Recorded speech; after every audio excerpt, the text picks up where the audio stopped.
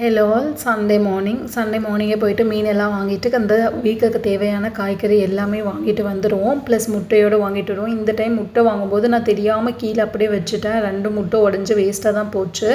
இன்றைக்கி நாங்கள் என்ன மீன் எடுத்தோம் அப்படின்னா சங்கரா மீன், அதுக்கப்புறமா கானாங்கத்தை மீன் தான் எடுத்தோம். சங்கரா மீன் குழம்பு வச்சுக்கிறதுக்கும் கானாங்கத்தை மீன் ஃப்ரை பண்ணுறதுக்கும் தான் எடுத்தேன். ஃபஸ்ட்டு நல்ல மஞ்சத்தூள், உப்பு, அதுக்கப்புறம் கடலை மாவெல்லாம் போட்டு நம்ம க்ளீன் பண்ணும்போது அந்த கவுச்சி ஸ்மெல்லாம் அவ்வளோவா வராது. இந்த ரெசிபி கன்னியோட ரெசிபி தான், லைக் குக் வித் கோமாளி கன்னி ரெசிபி. நல்லா டேஸ்ட்டாக இருக்கும், எனக்கு ரொம்ப பிடிக்கும், நிறைய டைம் ட்ரை பண்ணியிருக்கேன்.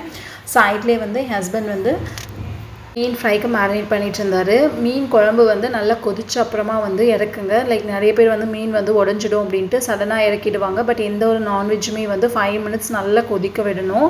இது ஒரு ஸ்மால் டிப். நான் மீன் ஃப்ரை பண்ணும்போது எப்பயுமே கருவேப்பிலை போடுவேன். அந்த ஃப்ளேவர் நல்லா வரும். இன்றைக்கி எங்கள் வீட்டில் இதுதான் ஸ்பெஷல். சாதம், மீன் குழம்பு, அதுக்கப்புறமா மீன் ஃப்ரை, முட்டை. உங்கள் வீட்டில் என்ன சமையல்? உங்களுக்கு மீன் குழம்பு பிடிக்குமா அப்படின்ட்டு கமெண்ட் பண்ணுங்கள். தேங்க்ஸ் ஃபார் வாட்சிங்.